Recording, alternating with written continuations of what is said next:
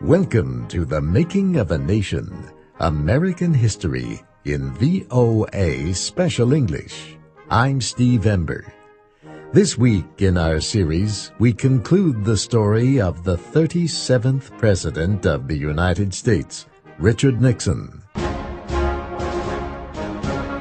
Richard Nixon's first term ended with the hope for a complete American withdrawal from the war in Vietnam. Yet Americans were still angry about the war and its economic effects on life at home. Inflation and unemployment were both high. Some political observers thought Nixon would not win a second term. Nixon, however, was sure the American people would support him. He did not actively campaign in the state primary elections leading up to the Republican nominating convention. He focused much of his attention on foreign policy, including his historic trip to China in February 1972. In May, he traveled to Austria, the Soviet Union, Iran, and Poland. In Moscow, he signed the first Strategic Arms Limitation Treaty, or SALT, with the Soviets. But back in Washington, something happened. It was a small incident, but one that would have a huge effect. On June 17th, 1972, 5 men wearing surgical gloves broke into the headquarters of the Democratic Party. The Democratic National Committee offices were located in one of the buildings in a complex called Watergate. Police caught the burglars, and at the time the incident did not seem very important. But the men carried papers that linked them to top officials in the Nixon White House.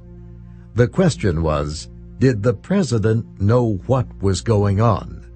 Nixon denied any wrongdoing. In time, the Watergate break-in would lead to a congressional investigation.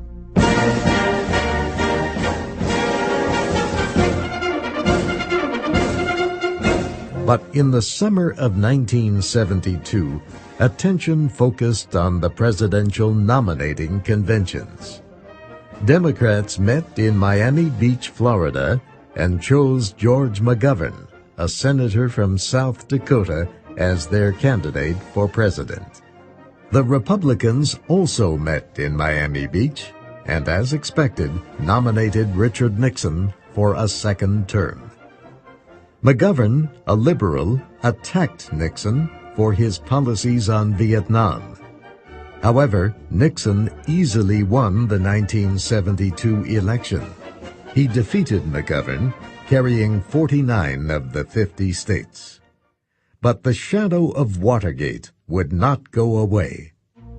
2 young reporters for the Washington Post, Bob Woodward and Carl Bernstein, had been following the story since the break-in. In early 1973, they found evidence that linked the break-in to White House officials. The evidence also showed that these officials tried to use government agencies to hide the connection. The burglars had been financed with money connected to the committee to re-elect the president.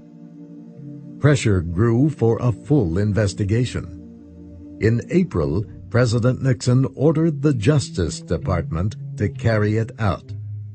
Attorney General Elliot Richardson appointed law professor Archibald Cox as a special prosecutor to lead the investigation. The committee will come to Albany. In May, a special Senate committee began its own investigation.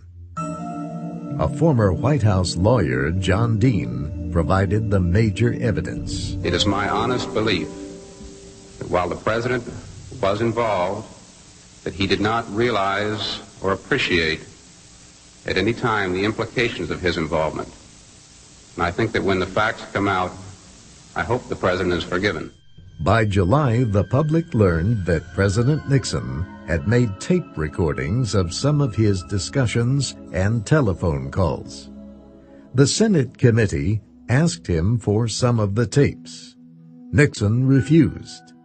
He said the President of the United States has a constitutional right to keep such records private. A federal judge, John Sirica, ordered the President to surrender the tapes. Lawyers for the President took the case to the Supreme Court. The High Court supported Sirica's decision. After that, pressure increased for Nixon to cooperate. In October, he offered to provide written transcripts of parts of the recordings. Archibald Cox, the special prosecutor, rejected the offer. So Nixon ordered Attorney General Richardson to dismiss him. Richardson, the nation's top law enforcement officer, refused. Instead, he resigned, as did his deputy William Ruckelshaus when Nixon ordered him to fire Cox. The Watergate drama has taken a half year to unfold. The president's unique actions in firing two popular and respected members of the executive branch and forcing a third to quit took less than 8 hours. The impact of all this, clearly colossal and yet to be measured. Jerry Landay reporting for ABC News. The incident happened on a Saturday night and became known as the Saturday Night Massacre. Nixon then had Acting Attorney General Robert Bork dismiss Cox, and the President eliminated the office of Special Prosecutor. He gave the Justice Department the responsibility of continuing the investigation. President Nixon had another political problem in addition to Watergate. In late 1973, his Vice President, Spiro Agnew, was forced to resign. A court had found Agnew guilty of violating tax laws. President Nixon asked Gerald Ford to become the new vice president. Ford was a longtime member of Congress from Michigan. By that time, some members of Congress were talking about trying to remove Nixon from office. Was the president covering up important evidence in the Watergate case? Was he, in fact, guilty of crimes? In April 1974, Nixon surrendered some of the recordings of conversations in his office. However, 3 important ones were missing. The Nixon administration tried to explain, saying the tape machine had failed to record 2 of those conversations. The 3rd recording, it said, had been erased accidentally. This became known as the famous 18-minute gap. Many Americans did not believe these explanations. 2 months later, the Supreme Court ruled that a president cannot hold back evidence in a criminal case. It said there is no presidential right of privacy in such a case. Congress moved ahead with efforts to bring charges against the president. Congress now has no alternative but to institute impeachment proceedings. In July 1974, a committee in the House of Representatives proposed to impeach Nixon, that is, put the president on trial in the Senate. If Nixon were found guilty of crimes connected to the Watergate case, he would be removed from office. Finally, Nixon surrendered the last of the documents sought by congressional investigators. These documents appeared to provide proof that the president had ordered a cover-up of evidence in the Watergate burglary. Every president promises to protect and defend the Constitution. The congressional investigation showed that Nixon had repeatedly misused government agencies in an effort to hide wrongdoing and punish his critics. The hearings also showed that he had tried to block the investigation. On August 8, 1974, Richard Nixon spoke to the nation. His long struggle to remain in office was over. Throughout the long and difficult period of Watergate, I have felt it was my duty to persevere, to make every possible effort to complete the term of office to which you elected me. In the past few days, however, it has become evident to me that I no longer have a strong enough political base in the Congress to justify continuing that effort. Therefore, I shall resign the presidency effective at noon tomorrow. By resigning, Nixon avoided impeachment and possible imprisonment. Never before had an American president resigned. On August 9th, Nixon's Vice President, Gerald Ford, was sworn in as the nation's 38th president. Soon after becoming president, Gerald Ford made a surprise announcement. I deeply believe in equal justice for all Americans, whatever their station or former station. But it is not the ultimate fate of Richard Nixon that most concerns me, though surely it deeply troubles every decent and every compassionate person.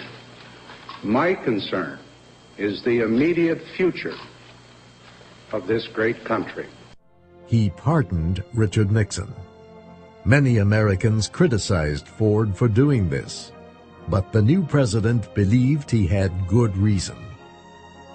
Ford wanted to deal with the other problems facing the nation.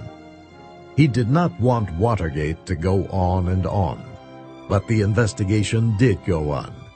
A number of officials in the Nixon administration went to prison.